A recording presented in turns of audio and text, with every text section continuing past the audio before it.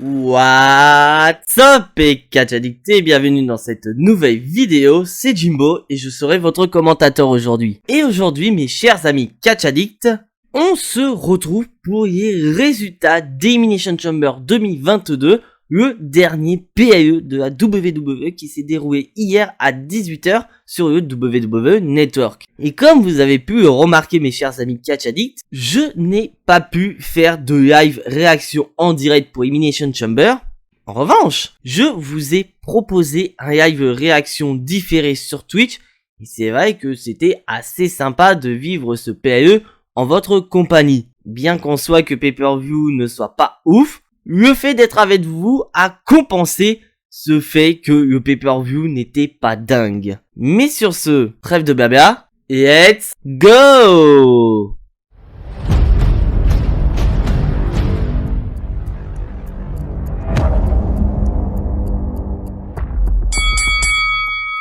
Et donc, le show va commencer par un match de kick-off qui est ni plus ni moins que Rey Mysterio contre The Miz.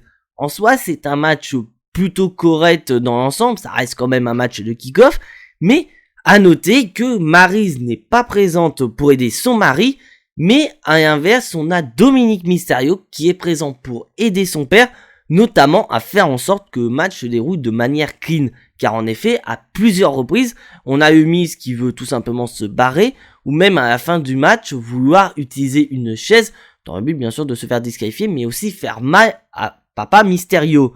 Mais on va voir que Miz va utiliser un petit peu la fourberie, le fait que Dominic Mysterio soit présent, car il va faire comme il y a quelques épisodes à Raw, il va faire semblant que Dominic Mysterio est attaqué avec une chaise dans le dos de l'arbitre dans le but de l'expulser. Et donc le plan de The Miz fonctionne très très bien, ce qui va entraîner une distraction de Rey Mysterio et The Miz va vouloir en profiter. Sauf que le truc c'est que Rey Mysterio, il sait ce que c'est, il sait comment est The Miz, donc il va rester sur ses gardes et il va contrer la fourberie de The Miz avec un re-hop pour le tomber final.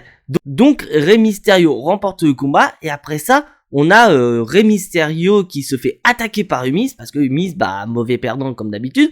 Sauf qu'il y a le fiston qui n'a pas eu le temps de retourner en backstage, vient pour aider son papa. Et The Miz se fait littéralement démolir avec un double 619 et des splash à répétition de Dominic et de Rey Mysterio. Donc en soi, c'est un match de kick-off plutôt correct, fallait pas s'attendre à un match digne d'un WrestleMania pour un kick-off, faut pas trop exagérer non plus. Mais à noter qu'un peu plus tard dans la soirée, on a The Miz qui est pas très content que lui il soit tout seul alors que les Mysterio sont quand même deux. Donc il dit qu'il y a un coup de fil à passer pour avoir un nouveau partenaire pour affronter les Mysterio lundi à Raw. Donc c'est vrai que beaucoup de gens se posaient la question de pourquoi pas faire venir Cody Rhodes avec The Miz. Mais pour moi personnellement, j'ai pas du tout envie de voir Cody Rhodes aider The Miz parce que j'aurais peur qu'il nous la fasse à John Morrison. C'est-à-dire que il revient, il est dans l'ombre de The Miz alors qu'on pourrait avoir des plus gros projets pour Cody Rhodes. Et comme deuxième nom qui ressortirait comme étant le partenaire de The Miz serait ni plus ni moins que youtubeur américain et boxeur Logan Paul. Donc en soi l'idée est plutôt correct parce que c'est pas une rivalité qui me rend malade à ne pas endormir, bref, mais voilà, Logan Paul, allez-y, allez-y, faites-le parce que c'est pas une rivalité de dingue. Et maintenant, on va passer à la carte principale et je trouve que WWE, on fait le bon choix de mettre ce match en ouverture car on va commencer avec Roman Reigns contre Goldberg pour le titre de champion universel. Et c'est vrai que je crois que depuis que Roman Reigns est champion universel, je crois que c'est bien la première fois que Roman Reigns démarre un PAE. Et bien sûr, Roman Reigns va prendre le micro comme d'habitude et il va demander aux Saoudiens qui sont présents pour Elimination Chamber de le reconnaître en tant que champion universel et leur chef tribal. Et après, on va enchaîner sur le match. Et en soi, fallait s'y attendre. C'est pas un match avec des dingueries monumentales. C'est quand même Goldberg qui est dans le ring. Donc, il a jamais eu la réputation de faire des dingueries. Mais c'est vrai que j'ai eu un moment où j'ai bien flippé parce que Goldberg parvient quand même à porter 2 spears au total à Roman Reigns. Et il était sur le point de lui porter le jackhammer pour remporter le combat. Mais enfin, plus de peur que de mal. Car Roman Reigns parvient à contrer le jackhammer de Goldberg avec sa fameuse guillotine. Et là, franchement, dites-moi dans les commentaires si je dis pas de conneries. Et bah, Roman Reigns parvient à battre Goldberg par soumission. Et je crois que c'est la première fois que Goldberg perd un combat par soumission. Et franchement, je trouve que c'était le choix le plus intelligent de la part de la WWE de faire gagner Roman Reigns par soumission. Parce que comme je le dis, et je pense que c'est peut-être le cas, dites-moi dans les commentaires si je dis pas de conneries, mais Goldberg n'a jamais perdu un combat par soumission. Donc, le fait de donner cette seule et unique victoire par soumission à Roman Reigns le donne encore plus de crédibilité, le rend encore plus puissant qu'il ne l'est déjà, pour vraiment dire à Brock Lesnar, regarde mec, je n'ai pas que le Superman Punch, j'ai pas que le Spear pour remporter des combats, j'ai une nouvelle prise via guillotine, donc fais gaffe à toi, parce que regarde ce que j'ai fait à Goldberg, et bah toi, tu vas pas y échapper, personne ne s'est jamais sorti de ma guillotine, donc quand je vais t'attraper, tu vas te faire laminer. Et donc voilà, excellent choix de la part de la WWE de faire gagner Roman Reigns par soumission. Et donc bien sûr en soi aussi, choix beaucoup plus intelligent d'avoir fait gagner Roman Reigns. Parce que je pense que si Goldberg aurait gagné, je pense qu'on aurait tous pété un câble. Mais quand vous allez voir la suite du show, et bah vous allez vous dire putain WWE qu'est-ce que vous avez fumé. Et donc là on va enchaîner avec l'un des matchs principaux de ce PLE qui est Elimination Chamber. On va commencer par l'Elimination Chamber match féminin. Et là où j'ai pas trop compris, c'est par rapport aux règles. Parce que si on suit la logique depuis le tout début des Elimination Chamber match, les 4 premiers participants sont ceux qui doivent rentrer dans leur CE. Et là où j'ai pas compris, on a donc les 2 premières qui rentrent normalement. Et on a Nikki ASH qui va rentrer et qui va rester dans le ring. Alors que théoriquement, elle est censée rentrer dans sa cellule d'élimination. Mais non, ça va être Alexa Bliss qui va rentrer en dernière et qui va rentrer dans sa cellule d'élimination. Et d'ailleurs, une Alexa Bliss qui a une gimmick entre les deux, entre son côté démoniaque et côté goddess. Et là où j'ai bien aimé, c'est que dans la cellule d'élimination d'Alexa Bliss, il y avait une échelle. Et en soi, franchement, le match Elimination Chamber féminin n'est pas trop dégueulasse en fait. En fait, il est même plutôt correct.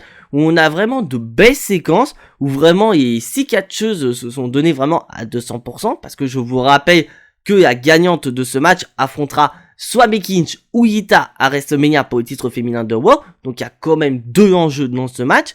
Et là où vraiment la tournure a quand même pris une grosse importance, c'est dès que Bianca Belair est rentrée. Parce que je vous rappelle que Bianca Belair avait remporté un gauntlet match lors du dernier épisode de Raw, c'est qui lui est assuré à être la dernière à rentrer dans le match. Et franchement, qu'est-ce qu'il fallait s'y attendre? On a eu quand même de belles séquences, on a eu de belles éliminations, notamment un Southern Flip Powerbomb de Liv Morgan sur Doudrop qui a entraîné l'élimination de cette dernière. On a eu de belles petites séquences comme notamment une double souplesse, une à côté de l'autre de Bianca Belair et de Rhea Ripley pour vraiment faire un petit test de force. Et ça montre que d'un côté, si WWE ne se rate pas, on aurait pourquoi pas Bianca Belair et Rhea Ripley qui pourraient devenir les futurs visages de la division féminine à la WWE. Après, bien sûr, Sasha Banks, Bayley, Charlotte Flair ou encore Becky Lynch. Donc ça pourrait être assez intéressant dans le futur. Après, il faut pas que WWE se rate. Et là, on a le trio final où nous avons Rhea Ripley, Alexa Bliss et Bianca Belair. Une belle prestation de Rhea Ripley, sauf que malheureusement, ça ne suffira pas parce qu'elle va se faire éliminer. Et donc, on va partir sur une finale entre Alexa Bliss et Bianca Belair. Et franchement, je croyais à fond en Alexa Bliss. Je me suis dit, putain, si ça se trouve, c'est elle qui va gagner, qui va affronter Becky Lynch à WrestleMania. Et pas du tout, parce que c'est Bianca Belair qui parvient à remporter le combat et ainsi obtenir son ticket pour WrestleMania. Et franchement, pour moi, ça me dégoûte un petit peu. Après, je ne dis pas que Bianca Belair ne mérite pas, qu'elle est mauvaise. Bien au contraire, elle est très bonne dans le ring, il n'y a rien à dire. Mais là, quand je l'ai vu remporter le combat, j'ai eu l'impression de retourner en 2018 avec un certain Roman Reigns qui avait également remporté un Elimination Chamber match alors qu'il y en avait un qui avait fait une belle prestation, c'était Braun Strowman. Là, pour cet Elimination Chamber match féminin, pour moi, la MVP du combat, c'est Rhea Ripley. Et tout comme Roman Reigns à l'époque, pour moi, c'était Rhea Ripley qui méritait de gagner si tu vois l'ensemble du combat. Sauf que là, c'est Bianca Belair qui remporte le combat, qui va à WrestleMania affronter Becky Lynch. Et là, ce qui me fait peur, c'est qu'au bout d'un moment, on va se lasser de Bianca Belair à force qu'il y ait tellement d'opportunités et qu'au final, le seul moyen pour Bianca Belair de se relancer d'ici quelques années, ce serait comme a fait Roman Reigns à l'époque, c'est-à-dire faire un heel turn. Parce que sinon, il n'y a pas d'autre possibilité. Parce qu'après, ok, WWE a construit Bianca Belair très très forte depuis qu'elle a perdu son titre de SmackDown face à Becky Lynch, où vraiment Becky Lynch a peur de Bianca Belair, notamment lors du fameux triple menace pour le Rumble qui a été gagné par Doudrop, ou même des spots ou des promos où Bianca Belair est vraiment présentée comme étant l'adversaire et la plus coriace pour Becky Lynch, et que Becky Lynch veut à tout prix éviter Bianca Belair, et là c'est pas possible. Mais le problème, c'est que à force de trop construire Bianca Belair très très forte, ils vont se retrouver avec un gros problème. Alors que là, t'avais vraiment la possibilité de construire quelque chose de nouveau. Voilà, une Rhea Ripley contre Becky Lynch à WrestleMania, ça aurait été plutôt sympa, je trouve. Ça aurait fait une petite guéguerre de femmes assez badass, et ça aurait été beaucoup mieux que Bianca Belair contre Becky Lynch. Après, chacun son avis. Après, je dis pas que Bianca Belair ne mérite pas, je ne dis pas ça, donc j'ai pas envie de me faire allumer dans les commentaires en disant tu dis que Bianca Belair ne mérite pas. C'est totalement faux, elle le mérite, mais je pense que on aurait pu avoir une autre solution que de faire gagner Bianca Belair. Et maintenant, on va passer au deuxième match féminin. Nous avons d'un côté Charlotte Flair et Sonya Deville contre Naomi et Ronda Rousey. Et d'ailleurs, une Ronda Rousey dont la tenue j'ai super kiffé, car ça fait vraiment référence à son passé sportif. Parce que pour ceux qui ne le savent pas, c'est qu'avant que Ronda Rousey devienne catcheuse ou encore combattante de MMA, Ronda Rousey était avant tout une judoka et elle avait même remporté une médaille olympique. Bon, c'est certes pas une médaille d'or à la Kurt Angle, mais ça reste quand même une médaille olympique au judo qui reste quand même hyper impressionnant. Donc j'ai vraiment aimé cette petite référence, et bien sûr, faut pas oublier la stipulation en disant que Ronda Rousey devra combattre avec une main dans le dos. Et bien sûr, on avait Sonya Deville qui arrivait avec son bras en vrac, sauf que c'était du flanc, voilà, c'était le miracle saoudien. Sonya Deville n'avait absolument plus rien, et donc elle s'est pété en disant voilà, toi t'as un bras en moins, alors que moi j'ai mes deux bras, tu es un petit peu dans la merde. Mais bon, après, en soi, le match n'est pas trop mauvais, mais la stipulation gâche une bonne partie du match, parce qu'il y a eu des moments où j'ai eu un peu peur pour Ronda Rousey, parce que je vous rappelle que quand vous avez une main attachée, pour vous réceptionner à une seule main, c'est beaucoup moins facile que de se réceptionner à deux mains. Donc c'est vrai qu'il y avait des moments où j'avais un petit peu peur pour Ronda Rousey, notamment quand elle est balancée à l'extérieur, il y a réception, j'avais un petit peu peur. Et à noter, voilà, le tournant du match où nous avons une Ronda Rousey qui attrape Sonya Deville et qui fait un duel de regard avec Charlotte Flair, parce que je vous rappelle que Ronda Rousey et Charlotte Flair s'affronteront à WrestleMania pour le titre féminin de SmackDown, et Ronda Rousey invite Charlotte Flair à venir casser la prise de soumission de Ronda Rousey sur Sonya Deville, sauf que Charlotte Flair, elle s'en fout royalement, elle a super bien joué son rôle en disant vas-y casse le bras, j'en ai rien à foutre, on se donne rendez-vous à Mania, et elle regarde Sonya Deville se faire péter bras entre guillemets par Ronda Rousey et gagner le combat. Donc on a une Ronda Rousey qui en sort très très forte, qui est capable de battre n'importe qui avec une seule main, et une Charlotte Flair voilà, qui se doute un petit peu des capacités de Ronda Rousey en disant que si ça se trouve peut-être elle est capable de me battre, et on sent toujours une rivalité entre Naomi et Sonya Deville qui va pointer le bout de son nez jusqu'à WrestleMania, avec peut-être, comme je dis, pourquoi pas une stipulation en disant que si Naomi gagne, Sonya Deville n'est plus officielle à la WWE. Mais en soi, voilà, bon, qu'est-ce qu'on peut dire de ce match? Ce n'était pas une dinguerie avec ce type de stipulation. Et maintenant, on va passer au Fall Count Anywhere match opposant Drew McIntyre au joyeux Matt Catmos. Et bien sûr, à noter que Happy Corbin est présent aux côtés de son copain, et franchement, c'était un match que j'attendais absolument pas, et franchement, je suis agréablement surpris parce que le match est plutôt bon, avec vraiment d'un côté Matt Catmos et Happy Corbin qui vont vraiment profiter de ce fait que c'est un Fall Count Anywhere match, donc c'est-à-dire qu'il n'y a aucune disqualification pour venir attaquer Drew McIntyre, donc dans l'ensemble du combat, c'est plutôt un match handicap 2 contre 1 plutôt qu'un match 1 contre 1.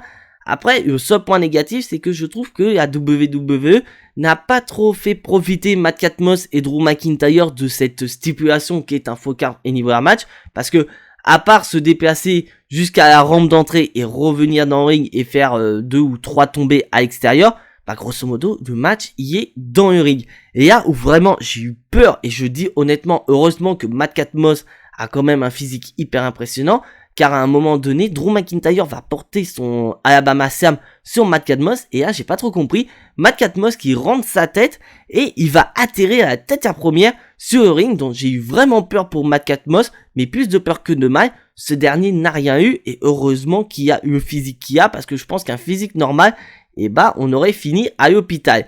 Et bien sûr, à un moment donné, Happy Corbin a voulu intervenir une énième fois face à Drew McIntyre, sauf que McIntyre il a voulu le décapiter, voilà, il a voulu nous découper de la viande du Corbin pour le petit déjeuner ou même pour le repas du soir pour célébrer sa victoire. Mais voilà, il a esquivé et Drew McIntyre porte un Claymore Kick à Madcap Moss avec son épée pour le compte de 3, dont Drew McIntyre remporte le combat. Et on regarde que pendant le tombé et pendant le reste du segment, on a Drew McIntyre qui regarde attentivement Happy Corbin. Donc on se dirige très clairement sur un Happy Corbin contre Drew McIntyre à WrestleMania. Mais en soi, le match est plutôt correct, et je beau le dire depuis plusieurs semaines, Madcap Moss est quand même un très bon catcheur, il a un physique adéquat, sauf que le problème avec lui, c'est qu'il est coincé dans cette gimmick de merde d'un mec qui rigole avec des bagues à 2 balles, alors que franchement, tu retires sa gimmick, tu lui mets une gimmick qui va très bien, je pense qu'on peut faire quelque chose de Madcap Moss, mais là, bah, il est avec Happy Corbin, et c'est ça qui pose le problème. Mais en soi, d'un côté, Happy Corbin et Madcap Moss ont bien été utilisés durant le combat, parce que là, c'était vraiment pas des mecs qui rigolaient pour des bagues à 2 balles, et là, c'était vraiment des heels à 200%, des heels qui vont vraiment utiliser la stipulation à leur avantage, c'est-à-dire pas de disqualification, donc on va attaquer Drew McIntyre à 2, on va utiliser des armes pour le battre, et franchement, ce qui fait que le match que j'attendais absolument pas à Elimination Chamber est bien parti pour être le meilleur match de la soirée.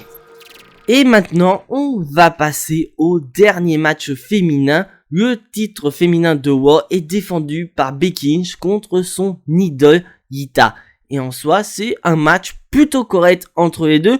On voit que malgré les âges de Lita, et bah cette dernière donne quand même du fil à retordre à Becky Lynch. Et d'un côté, bah on a une Becky Lynch qui ressent vraiment l'émotion derrière ce match.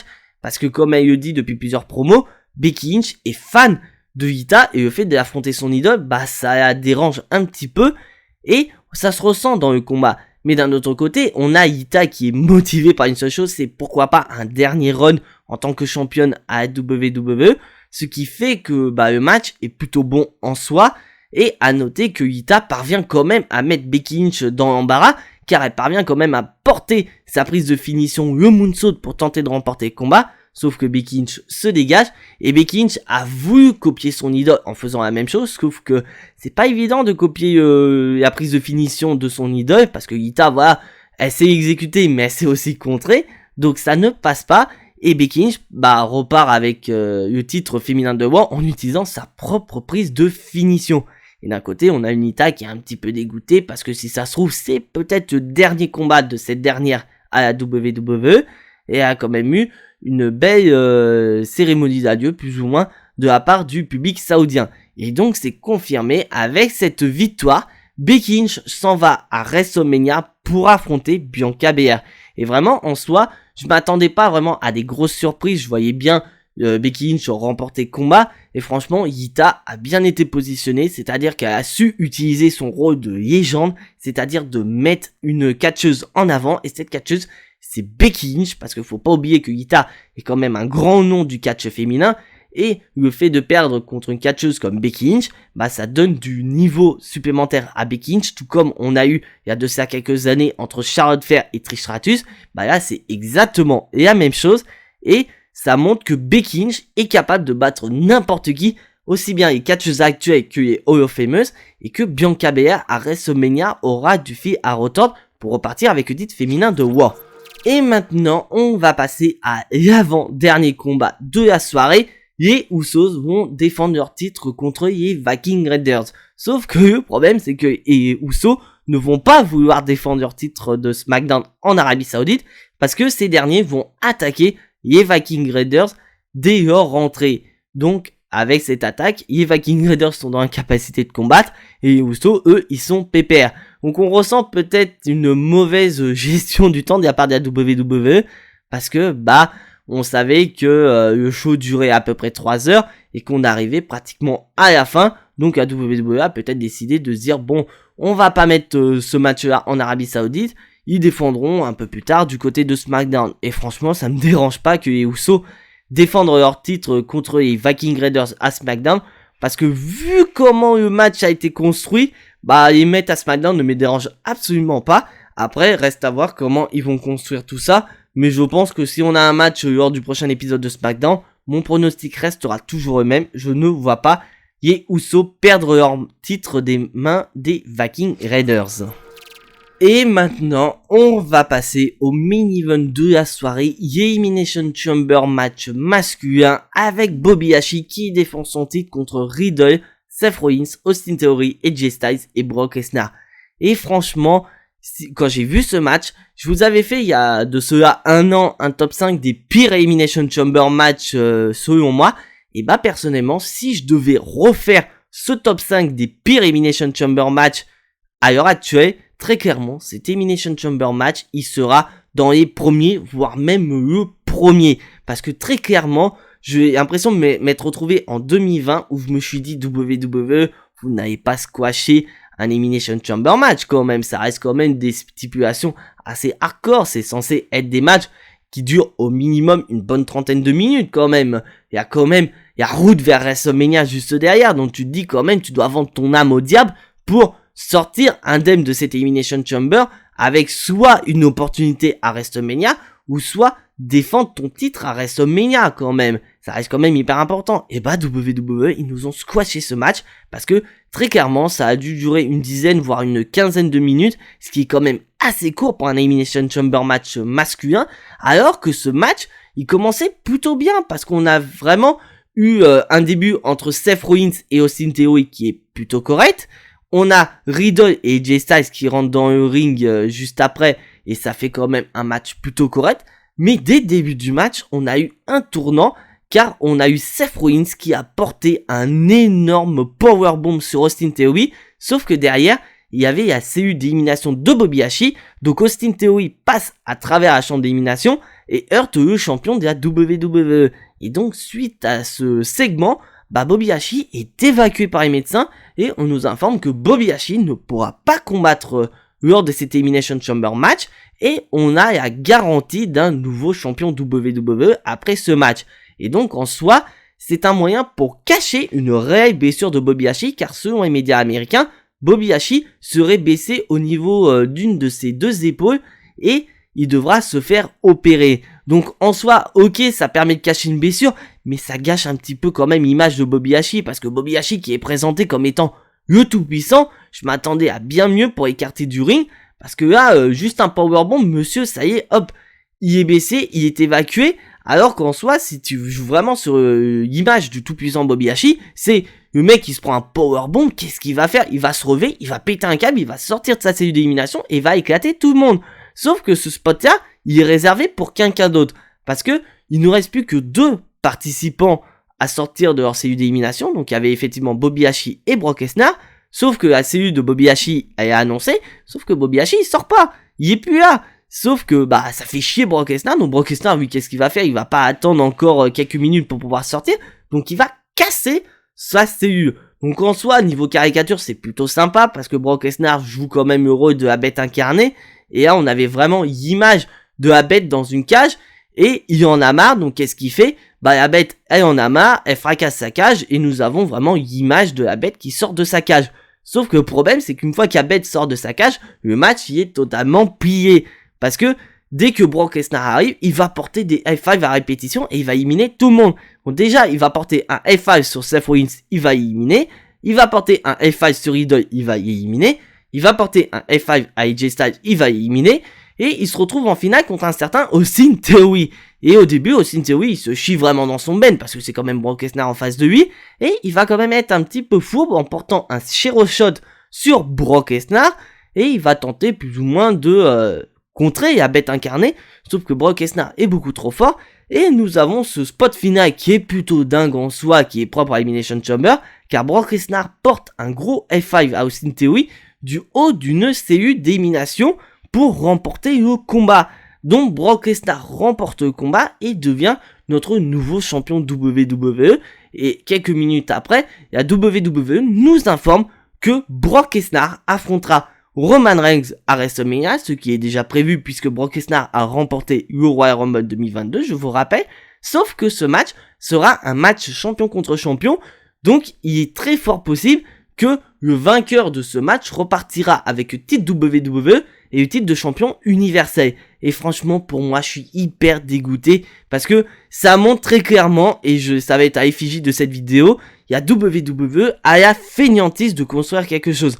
Un peu comme moi et là, parce que vous allez voir dans cette vidéo, il n'y aura pas beaucoup de montage, parce que je fais comme à la WWE, j'ai la flemme de construire quelque chose, j'ai la flemme de construire une vidéo, alors que eux, ils ont la flemme de construire quelque chose. Parce que très clairement, ça me dégoûte. Ok, Bobby Lashley est blessé, il n'y a pas de souci, vous trouvez un moyen pour écarter. C'est peut-être pas la meilleure solution de écarter comme ça, mais elle est faite. Mais de l'autre côté, tu respectes même pas les autres catcheurs. À effigie de la rivalité, parce que très clairement, Bobby Lashley, lui, s'intéressait sur quelqu'un d'autre, c'était Brock Lesnar. Les autres, ils en avaient rien à foutre, et c'était ça l'idée. Et après, Brock Lesnar, il respecte personne. Et pour moi, celui qui a pas du tout été respecté dans cet Elimination Chamber match masculin, c'est Seth Rollins, parce que je vous rappelle quand même, il y a un mois, Seth Rollins était sur le point de devenir champion universel. Le mec a quand même fait sortir Roman Reigns de sa zone de confort, il a fait péter un bouillon au chef tribal, et là le mec, en à peine 10 secondes que Brock Lesnar est dans le ring, il se fait éliminer d'office. Et Brock Lesnar a éliminé tout le monde, c'est limite en même pas une minute, il a éliminé Seth Rollins, Riddle et AJ Styles, il en a éliminé 3 à 8 tout seul. Tu te dis c'est dingue. Et franchement, je trouve que cet Elimination Chamber match est très mauvais alors qu'il partait très bien en fait. Mais non, c'est Brock Lesnar. Et justement, je vous ferai une vidéo la semaine prochaine où vraiment je vais vous expliquer pour moi la situation actuelle à la WWE. Car vraiment, pour moi, la WWE est soutenue que par deux catcheurs, c'est Brock Lesnar et Roman Reigns, et que les autres sont plus ou moins relégués au rôle de jobber, pour être honnête. Je le dis honnêtement. Mais j'en parlerai un petit peu plus en détail dans une autre vidéo. Mais pour être honnête, je suis dégoûté. Parce que quand tu te dis quand même, putain, c'est ton dernier PLE avant WrestleMania. Je vous rappelle que WrestleMania est en avril. On a le mois de mars entre les deux. Donc on n'a aucun PLE avant le mois de mars. Et pour moi, ça va être une chier pas possible. Parce que je vous rappelle que Brock Lesnar, en tant que champion WWE, est censé se pointer à Raw. Donc c'est-à-dire que Brock Lesnar, il n'aura pas de challenger à WrestleMania, parce que je vois mal Brock Lesnar défendre son titre WWE pendant la nuit 1 de WrestleMania par exemple, et d'aller affronter Roman Reigns lors de la nuit 2, parce que ça gâcherait un petit peu tout. Parce que peu importe qui Brock Lesnar aurait affronté lors de la nuit 1, on saura tous que Brock Lesnar ressortira vainqueur, parce que la WWE veut à tout prix son champion versus champion. Et ça, c'est énervant. Parce que on aurait pu avoir de la dinguerie, comme je l'avais dit dans mon G-Bon aussi. Pourquoi pas Seth Rollins qui remporte le combat, et avec un certain Cody Rhodes qui vient confronter Seth Rollins. Sachant que selon les médias américains, Cody Rhodes était présent en Arabie Saoudite. Il était peut-être en négociation avec la WWE, je sais pas. Mais ça aurait pu être une dinguerie. Mais sauf que là, Brock Lesnar, c'était gros comme une maison qui allait gagner. Je vous l'avais dit quand Brock Lesnar avait été annoncé dans Elimination Chamber match, Brock Lesnar y allait gagner. Et là, c'est juste que WWE, comme je le dis depuis Day One, ils roulent comme ça sans avoir le GPS activé. Ils font à l'improvisation. Et là, ils se sont dit, on veut bien faire un match champion contre champion, sauf que le truc, c'est que vainqueur du Royal Rumble, on en fait quoi? Parce que sinon, ça sert à rien de donner Royal Rumble à quelqu'un. Donc WWE, qu'est-ce qu'ils se sont dit? Ils se sont dit, voilà, on va faire perdre Brock Lesnar au Royal Rumble, on lui donne le Rumble match, on le met dans l'Elimination Chamber match pour le titre WWE, comme ça, son titre WWE, et comme étant le vainqueur du Rumble, et ben, il va affronter l'autre champion, du fait qu'il est également champion, donc au final, on est tous contents, l'équation est résolue. Mais bordel de merde, pourquoi ça WWE? Et je le dis, franchement je suis dégoûté, alors qu'on était quand même sorti d'un show en Arabie Saoudite précédent, Kwanjo, qui était une dinguerie, et là un show totalement pourri. Donc bilan de cet Elimination Chamber 2022, je pense que vous avez tous compris, je n'ai pas du tout aimé ce Elimination Chamber, très clairement. Après, il y a eu des matchs qui étaient plutôt corrects, comme notamment Elimination Chamber match féminin, ou encore Matt Catmos contre Drew McIntyre, qui est pour moi une énorme surprise, ou encore Yita contre Becky Lynch, mais sinon le reste c'était pas ouf. Après il y avait des décisions que je ne partage absolument pas, comme notamment faire gagner Bianca Belair, alors qu'on aurait pu faire gagner Alexa Bliss ou encore Rhea Ripley, et Elimination Chamber match masculin, qui est totalement une énorme insulte envers tous les catch addicts, parce que très clairement, j'ai regardé le show en différé, je vous rappelle, mais franchement, j'ai été spoilé des résultats, et franchement, je ne vous cache pas, j'ai hésité à faire le live Twitch, parce que j'étais hyper dégoûté de la victoire de Brock Lesnar, parce que j'avais vraiment un petit peu d'espoir, pas forcément que Bobby Lashley remporte le combat, parce que je m'en doutais que Bobby Lashley y allait perdre, parce que WWE ne respecte pas Bobby Lashley, mais je m'attendais pas à ce que Brock Lesnar gagne le match, donc je m'attendais pas à ce que WWE joue au con aussi rapidement et aussi facilement qu'ils sont censés faire, parce que je suis d'accord qu'on a WrestleMania qui arrive, on aura du public à 100%, pas comme l'année dernière où il y avait une capacité limitée, dont WWE vont aller au EAT Stadium, donc c'est-à-dire le stade qui a eu un record d'influence à WrestleMania 32, dont WWE veut renouveler cet espoir.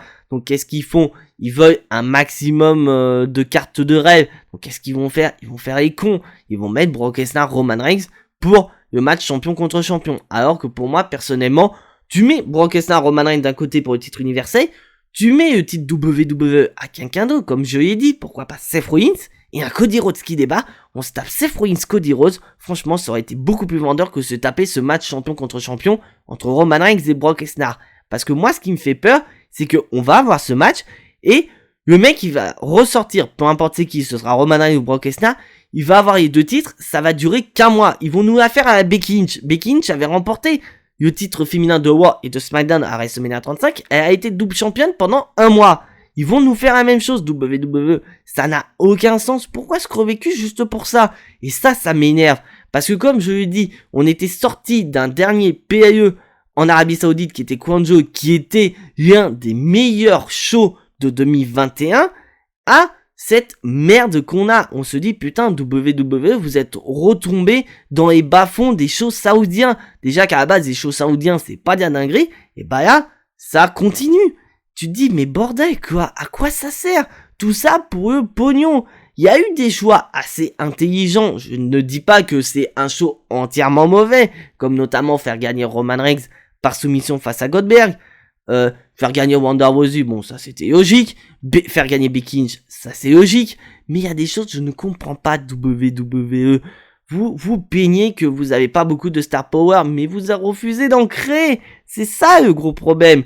Vous créez pas de star power, parce que là, vous crachez avec cet Elimination Chamber match masculin au visage de tous ceux qui ont participé. On aurait pu donner le titre par exemple à AJ Styles, ça aurait relancé sa carrière en solo. On aurait redonné le titre WWE à Seth Rollins, après ce qu'il a fait au Royal Rumble face à Roman Reigns, lui donner le titre WWE, ça aurait été logique. On aurait pu donner le titre WWE à Riddle, on aurait eu un match entre Riddle et Randy Orton à WrestleMania, ça aurait été un match assez fun.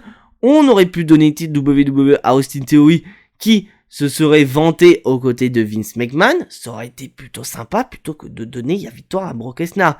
Parce que là, Brock Lesnar, je crois même qu'il rentre dans l'histoire en étant le seul catcheur à avoir remporté le Royal Rumble et Elimination Chamber la même année. Tu te dis, c'est quand même une dinguerie. Et d'ailleurs, tu constates que les deux Elimination Chamber matchs de ce show, et bah, c'est le dernier entrant qui remporte le combat. Parce que Bianca Belair est rentrée en dernière, Brock Lesnar, c'est pareil.